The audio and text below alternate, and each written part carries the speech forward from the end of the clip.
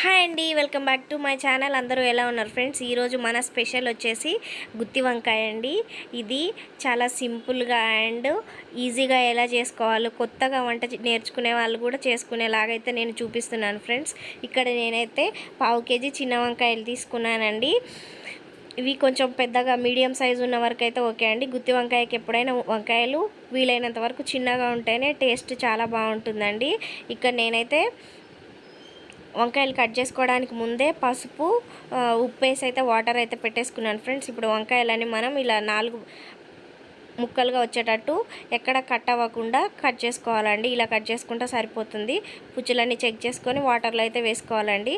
ఇక్కడ నేను మసాలా అయితే ముందే ప్రిపేర్ చేసుకున్నానండి. మసాలా కోసం నేను ఏమేమి యూజ్ చేశానంటే ఇక్కడ 1 స్పూను నువ్వులు, 1 స్పూను ధనియాలు, 1 స్పూన్ అంతా కొబ్బరి అండి. అంటే చిన్న ముక్క అంతా కొబ్బరి, ఎండు కొబ్బరి అయినా పర్వాలేదు, పచ్చి కొబ్బరి ఉంటే పచ్చి కొబ్బరి కూడా వేసుకోవచ్చు.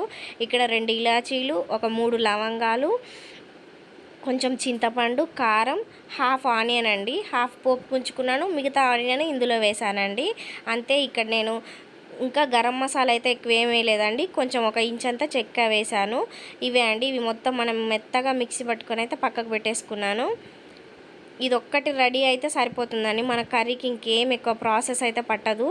సో ఇక్కడ నేనైతే ఆయిల్ వేసుకొని కొంచెం అంటే ఎక్కువ హీట్ చేయొద్దండి, నార్మల్గా జస్ట్ వేడవ్వాలంతే. అప్పుడు మనం వంకాయలు అయితే యాడ్ చేసుకోవాలి. ఆయిల్కి సరిపడా వేసుకొని మనం ఇవన్నీ చక్కగా టర్న్ చేసుకుంటూ ఒక్కొక్క సైడ్ 2 minutes అట్లా ఫ్రై చేసుకున్నామంటే ఒక 50% అలా కుక్ చేసుకోవాలండి ముందే. మిగతా హాఫ్ అనేది మనకు కర్రీలో కుక్ అవుతుంది కాబట్టి వంకాయ అనేది మొత్తం ఇక్కడే కుక్ చేయాల్సిన అవసరం ఉండదు. ఆయిల్లో ఒక 50% అంతా ఫ్రై చేసుకుంటే సరిపోతుంది. ఇలా కలర్ చేంజ్ అయ్యి ఇంత సాఫ్ట్ అయిపోతే సరిపోతుంది. ఇప్పుడు నేనైతే ఈ వంకాయలన్నీ తీసి పక్కకైతే పెట్టేసుకుంటున్నానండి. అలాగే మిగతాయి కూడా మొత్తం ఇలాగే ఫ్రై చేసి పెట్టేసుకోవాలి. మనమైతే 2 పార్ట్స్గా చేసుకొని వేయించుకుంటే ఏంటంటే వంకాయలు అనేవి చక్కగా అన్ని వంకాయలు కూడా ఈవెన్గా వేగుతాయి. నేను అదే ఆయిల్లో ఇప్పుడు కొంచెం జీలకర్ర, కొంచెం ఆవాలు, మనం ఇందాక సైడ్కి తీసి పెట్టుకున్న హాఫ్ ఆనియన్, పచ్చిమిర్చి, బిర్యానీ ఆకైతే యాడ్ చేసుకుంటున్నానండి. ఇవన్నీ కొంచెం ఫ్రై అవ్వగానే మనం ముందుగా ఏదైతే పేస్ట్ చేసి పెట్టుకున్నామో ఆ పేస్ట్ అయితే యాడ్ చేసుకుంటున్నాను. ఇది ఆయిల్లో అన్నీ మనం ఇంగ్రీడియంట్స్ కూడా నేనైతే ఏం ఫ్రై చేయలేదండి, పచ్చియే తీసుకున్నాను. సో అవన్నీ వేగడానికైతే మనకు ఒక 2 నిమిషాలు అయితే టైం పడుతుందండి. స్లో ఫ్లేమ్లోనే చేసుకోండి, ఎక్కడ మాడకుండా మసాలా అనేది వస్తుంది. ఇందులోనే కొంచెం పసుపు, కరివేపాకు అయితే యాడ్ చేసుకున్నానండి. ఇవి కూడా జస్ట్ ఒక 1 minute అలా ఫ్రై అవ్వగానే ఇలా ఆయిల్ అనేది సైడ్కి వచ్చేస్తుందండి. ఇక్కడ మనమైతే ఆ వాటర్ యాడ్ చేసుకోవాలి. నేను ఇందులో టొమాటోస్ అయితే వేయట్లేదండి. నాకు పులుపుకి సరిపడా నేను చింతపండే తీసుకుంటున్నాను. మీరు కావాలనుకుంటే టొమాటోస్ కూడా యాడ్ చేసుకోవచ్చు.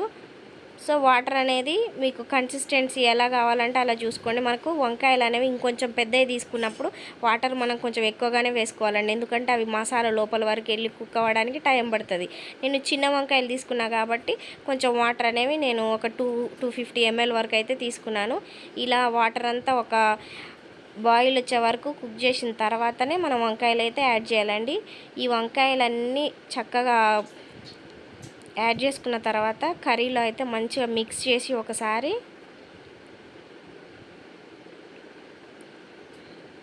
మనమైతే మూత పెట్టేసి కుక్ చేసుకోవాలండి. అంతే.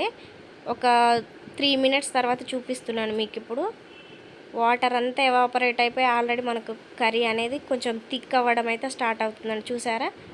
అంతే. మనం ఇంకా మంట అనేది స్లో చేసేసుకొని ఇందులోనే కొంచెం పుదీనా, కొత్తిమీర అయితే కట్ చేసింది యాడ్ చేసుకుంటున్నానండి.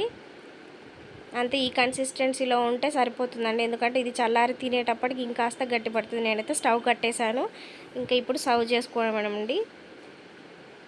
టేస్ట్ ప్రాసెస్ ఎంత సింపుల్గా ఉందో టేస్ట్ మాత్రం చాలా సూపర్గా ఉంటుందండి. మనం ఫంక్షన్లో తిన్నట్టే ఉంటుంది. ఇంగ్రీడియంట్స్ కూడా ఎక్కువ ఏం వేయలేదు. నచ్చితే లైక్ చేయండి, షేర్ చేయండి. Please subscribe to my channel.